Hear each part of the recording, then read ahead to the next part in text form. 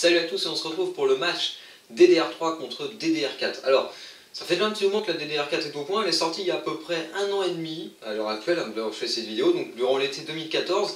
La DDR4 était, quand elle est sortie, réservée à la plateforme haut de gamme au chipset X99 et au processeur Extreme Edition de 5ème génération d'Intel, avec le fameux socket 2011 V3. Donc c'était une RAM, on va dire, d'excellence qui était réservée vraiment au haut de gamme de l'informatique.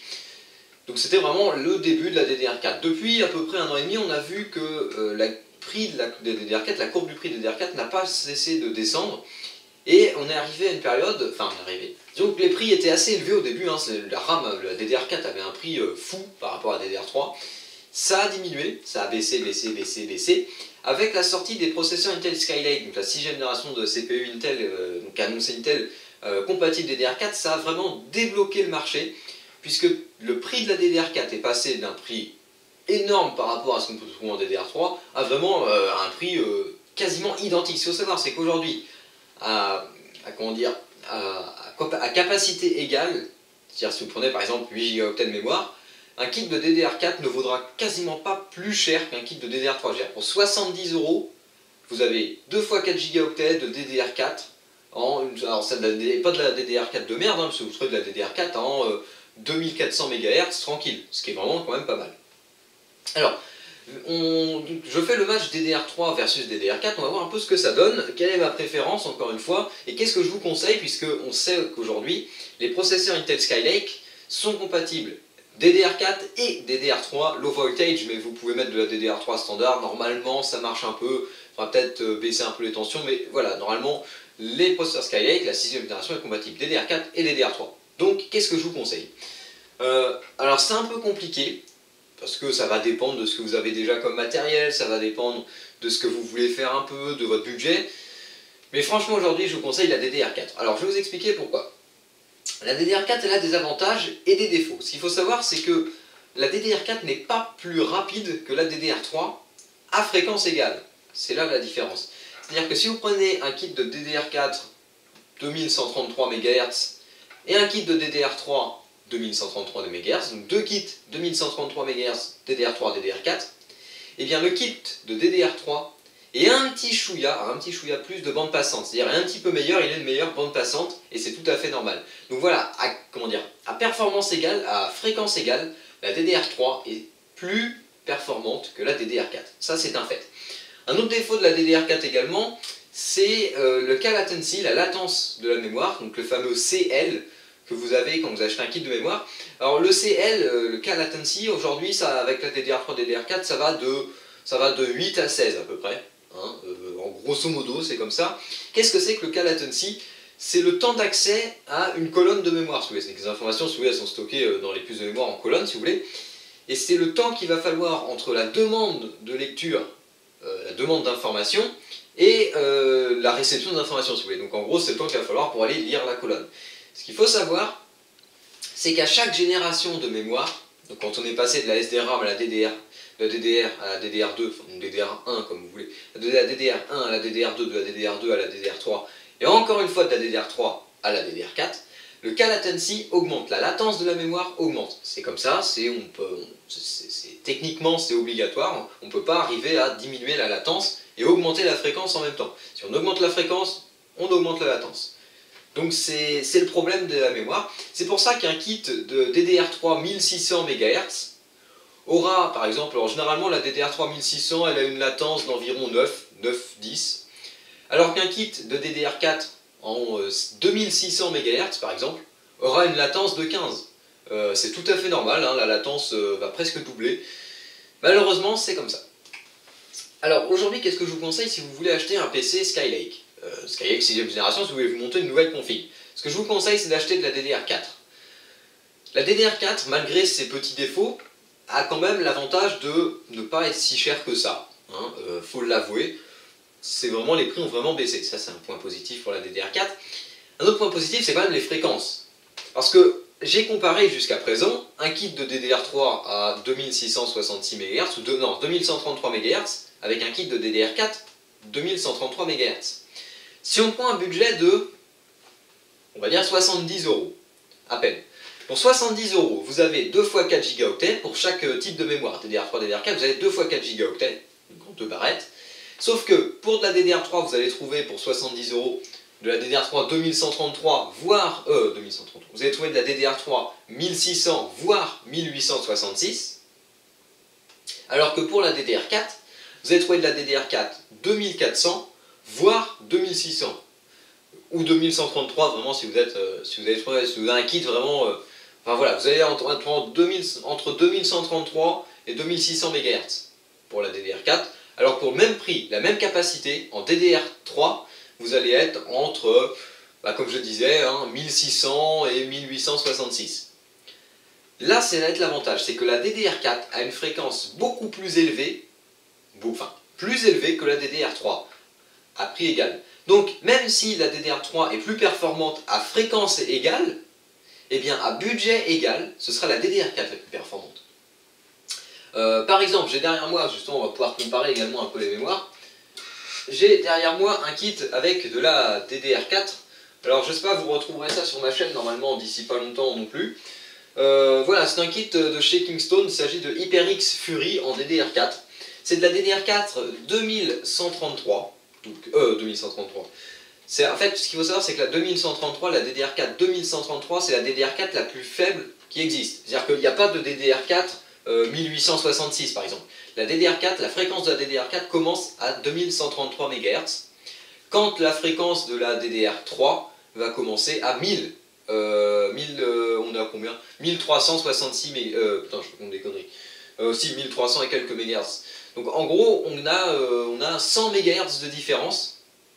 C'est-à-dire que pour la DDR3, ça commence à 1133, pour la DDR4, ça commence à 2133, pour le même prix. Enfin, pour le même prix, pour vraiment l'entrée de gamme de chacune de ces capacités de RAM, de ces types de RAM. Alors ici, oui, c'est de la HyperX Fury, c'est de la DDR4. Là, c'est une barrette de 4 Go, puisque j'ai la deuxième qui est là, donc un kit de 2 fois 4 Go. C'est de la DDR4 2600, donc c'est de la déjà belle DDR4, bon, ça monte jusqu'à plus 4000, mais voilà, c'est déjà de la belle DDR4. Vous savez qu'un kit comme ça, de DDR4 2600, m'a à peine coûté plus cher que mon kit Corsair Vengeance LP DDR3 que j'ai acheté il y a déjà plus d'1 an et demi. Ça c'est de la DDR3 2600 MHz, 1600 MHz, 2 fois 4 Go également. Donc voilà, la même chose, mais ça m'a coûté le même prix. Alors que ça, c'est de la 1600 et ça, c'est de la 2600. Donc vous voyez que aujourd'hui, le prix de la DDR4 est vraiment pas si élevé que ça. Bon, c'est vrai que les prix de la DDR3 ont encore baissé, mais les prix de la DDR4 sont pas non plus si excessifs que ça. Donc voilà, c'est quand même une bonne RAM, moi je trouve, la DDR4.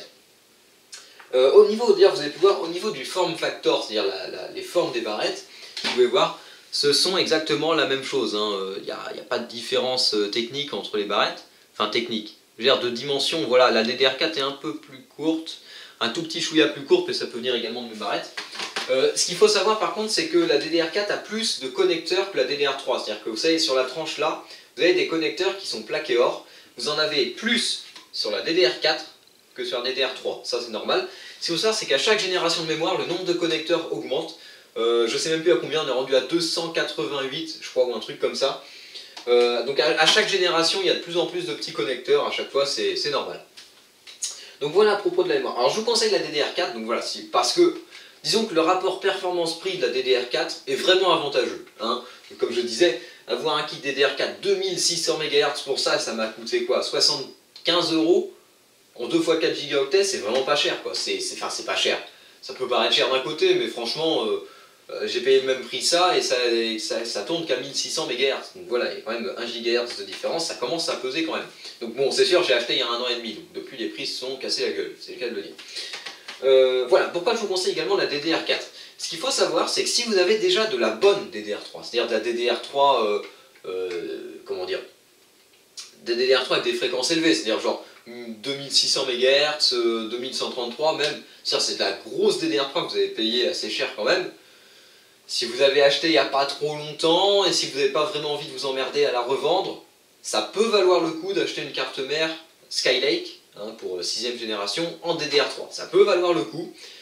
parce qu'il n'y a pas de différence en fait en performance. Faut savoir qu'il y a même... les performances sont quasiment égales en fait. Si vous avez un bon kit de DDR3, ça sert à rien vraiment de s'emmerder à racheter de la RAM ou à revendre celle que vous avez pour en racheter. Enfin, vous pouvez faire avec, hein, franchement. Ce qu'il faut savoir, c'est que pour les gamers, ceux qui jouent vraiment aux jeux vidéo, il n'y a pas plus de performance en jeu avec de la DDR3 qu'avec de la DDR4. À fréquence égale, encore une fois, il y aura même, vous perdrez même généralement autour de 1, 2, voire 3 FPS entre un kit de DDR3 et un kit de DDR4 à fréquence égale et à capacité égale évidemment. C'est-à-dire que si vous avez, encore une fois, c'est dû à la bande passante, hein, donc si vous avez un kit comment dire, en DDR3 2600 pardon, et un kit de DDR4 2600 également, vous aurez 3 FPS de moins avec le kit de DDR4 qu'avec le kit de DDR3. Donc voilà. Donc c'est pour ça que si vous avez de la bonne DDR3 aujourd'hui, ça sert à rien de racheter de la DDR4. Gardez ce que vous avez, ça devrait le faire. L'avantage par contre, c'est quand vous équipez avec une machine neuve. Parce que ce qu'il faut savoir, c'est que la DDR3 de toute façon est condamnée à disparaître. AMD a annoncé que ses prochains processeurs, les prochains AMD FX et tout le bazar, parce que c'est déjà en cours de préparation, hein, il y aura un nouveau socket, le AM4, qui sera compatible avec la DDR4. Ça c'est déjà en préparation chez AMD, donc même chez AMD, AMD va passer à la DDR4. Donc la DDR3 est condamnée à disparaître d'ici 2 ou 3 ans, il n'y aura que de la DDR4 partout. Donc voilà, la DDR3 ce sera vraiment pour les machines un peu d'occasion, un peu anciennes. Donc si vous voulez vous équiper avec du matériel neuf, le projet de monter une nouvelle config ou de renouveler votre matériel existant et tout le bazar, ou si c'est votre premier PC, je vous invite et je vous conseille à vous équiper avec de la DDR4. Pourquoi? Eh bien parce que, comme j'ai dit, la DDR4 c'est l'avenir, donc forcément on sera obligé d'y passer, ça c'est clair, c'est comme ça. En plus, pourquoi rater une opportunité de se mettre à la pointe de la technologie? Je veux dire, pourquoi si on vous dit, vous pouvez vous mettre, c'est en gros comme pourquoi... si on vous propose un iPhone 6S, pourquoi prendre le 5S? Bah là c'est pareil, si on vous propose la DDR4, pourquoi prendre la DDR3? Donc voilà, si vous avez une config neuve à monter, je vous conseille la DDR4 pardon quand même. C'est l'avantage. Comme je l'ai dit, en plus le rapport performance-prix étant avantageux finalement, vous ne perdrez pas d'argent en passant à la DDR4. Ce qu'il faut savoir également, c'est que comme c'est la RAM d'avenir, vous pourrez, donc dans 2 ans, 3 ans, quand le besoin s'en fera sentir, upgrader votre DDR4 pour mettre un kit plus rapide. Surtout que les prix de la DDR4 vont continuer à chuter. La DDR4 2133, qui est actuellement la DDR4 de base, va sûrement devenir en dessous de la base. C'est sûrement là, je pense que d'ici un an et demi, la DDR4 commencera à 2400 voire 2600 MHz. Un peu comme aujourd'hui avec la DDR3 1600 quoi. Donc voilà, pour la DDR4, c'est pour ça qu'il vaut mieux opter pour un kit un petit peu plus rapide aujourd'hui parce que ce sera plus serein dans l'avenir, hein, on n'aura pas peur d'avoir un kit un petit peu ralenti. Donc l'avantage que vous aurez également avec vos équipements DDR4, c'est que vous pourrez dans, je sais pas moi, 1 an et demi, vous dire hop, je vais changer mon kit en 2133, je vais acheter un kit en DDR4 3000 et je gagne en performance. Bon, il faut encore avoir la carte mère compatible, hein, c'est sûr, c'est pas forcément pour toutes les cartes mères, mais bon. L'autre avantage que ça va avoir, c'est que dans 1 an et demi, encore une fois 2 ans même, vous serez peut-être amené à changer de processeur et de carte mère. Plutôt que de changer la RAM, vous pouvez carrément virer processeur, carte mère, et vous montez une nouvelle config, mais vous pourrez par contre garder votre RAM. Puisque la DDR4, ce qu'il faut savoir, c'est que la mémoire actuellement, la DDR3 par exemple, a eu une durée de vie d'environ 7 ans. Ça fait 7 ans que la DDR3 est vraiment la mémoire utilisée partout, et elle a été détrônée depuis 1 an par la DDR4. Donc ça veut dire que la DDR4 a environ encore 6 bonnes années devant elle. Donc ça veut dire que dans 3 ans, vous pourrez changer de plateforme, garder votre mémoire, donc vous n'aurez pas à racheter de RAM et la remettre sur votre nouvelle config. Donc l'avantage quand même est à la DDR4. Voilà, donc je préfère quand même la DDR4 parce que évidemment si vous équipez en DDR3 maintenant, bah, dans 2 ou 3 ans, si vous voulez changer de plateforme, vous ne pourrez pas remettre votre DDR3. Parce que certes les processeurs Skylake sont compatibles DDR3 et DDR4, mais il faut savoir que la prochaine génération de CPU Intel ne sera sans doute compatible qu'avec la DDR4. Donc voilà, c'est pour ça que je préfère quand même la DDR4 à la DDR3. Vous avez également des articles que vous pourrez trouver dans les magazines, j'ai ça sous les yeux d'ailleurs, des articles concernant la DDR4, qui a le meilleur ratio performance-prix et tout le bazar. Ce sont des articles plutôt assez intéressants, même si ça date un petit peu, vous trouvez encore régulièrement dans les magazines et même sur internet, vous trouvez comme ça des comparatifs, DDR3 versus DDR4, je vais vous en montrer quand même un extrait, comme celui-là, si vous arrivez à voir quand même pas mal, bon voilà, des tests complets. Donc voilà, vous pourrez toujours trouver des renseignements sur les kits conseillés, d'ailleurs je ne vais même pas trop regarder, je vais regarder ça un petit peu quand même. Voilà, vous trouverez sur les kits conseillés les bonnes marques. Alors pour ce qui est des marques de RAM, il n'y en a pas 36, vous avez 4 marques principales, vous avez Crucial, Kingston, G-Skill et Corsair. Ce sont les 4 vraies marques, grandes marques, c'est quasiment les 4 seules d'ailleurs, à se partager le marché de la RAM. Par exemple ici j'ai du Corsair et là j'ai du Kingston. Il manque Crucial et G-Skill et j'aurais fini, on va dire, hop là, j'aurais fini toutes les marques.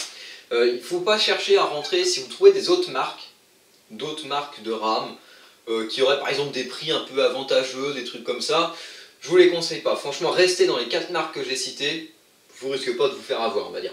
Vous avez des marques également un peu sous-traitantes, comme des marques comme Inix notamment, qui est un spécialiste de la mémoire. Je crois qu'il y a Samsung également qui fabrique de la RAM, enfin qui fabrique les puces de RAM, mais ils vendent pas de barrettes, on va dire, eux-mêmes, à leur propre marque. Ils les revendent, par exemple, je sais pas, mais les puces de mémoire qui se trouvent dans ma DDR3 par exemple, doivent être sans doute fabriquées par un sous-traitant tel que TSMC, Inix ou Samsung, comme je le disais. Donc voilà pour les 4 marques principales de RAM, faut pas chercher compliqué, Crucial, G-Skill, Corsair ou Kingston, ce sont vraiment les 4 bonnes marques. Voilà, donc j'en ai fini sur ce comparatif DDR3, DDR4, donc pour résumer un petit peu vite fait, si vous avez déjà un très bon kit de DDR3 et que vous voulez passer à Skylake, vous pouvez le garder, vous trouvez une carte mère compatible DDR3 plutôt pas mal qui fait les Skylake, puisqu'il y en a évidemment, vous pourrez normalement faire tourner tout ça tranquille. Si vous avez une nouvelle config à monter, une nouvelle config à monter tout simplement, je vous conseille la DDR4. Et je vous dis d'éviter quand même de vous équiper aujourd'hui avec la DDR3. Surtout si vous êtes quelqu'un qui aime AMD, si vous avez projet de vous équiper avec un processeur, une plateforme AMD, processeur, carte mère et RAM évidemment, pour du AMD, je vous dirais d'attendre un petit peu. Je suis un peu mitigé avec AMD parce que moi je possède je possède un processeur AMD, j'ai un AMD FX 6300 et tout. J'ai pas de problème avec eux. Sauf que moi ça fait 1 an et demi que j'ai cette plateforme. Donc moi quand j'ai monté ma plateforme, il n'y avait que la DDR3. Oui, il n'y avait que la DDR3 parce que la DDR4 commençait à sortir. Et comme j'ai dit plus tôt dans la vidéo, au début de cette vidéo, c'était vraiment pour le haut de gamme et le X99. Donc bon, moi je me suis équipé en DDR3 mais c'était il y a 1 an et demi. Ce qu'il faut savoir c'est que dans moins de 6 mois normalement, si tout va bien, AMD va sortir sa nouvelle plateforme, c'est-à-dire des nouveaux AMD FX bien meilleurs. Et surtout va sortir des cartes mères, des processeurs et tout, avec DDR4. Donc si vous voulez vous équiper aujourd'hui avec Intel, je vous conseille la DDR4, puisque de prendre du Intel Skylake DDR4. Et si vous voulez vous équiper avec AMD, je suis un peu partagé. Pourquoi pas, mais personnellement j'essaierai d'attendre encore quelques mois pour pouvoir vous équiper avec du AMD et de la DDR4. Voilà, donc cette vidéo est terminée. J'espère que ça vous aura plu. En tout cas, un conseil, visez la DDR4, c'est l'avenir. Voilà, donc je vous dis salut à tous et à la prochaine.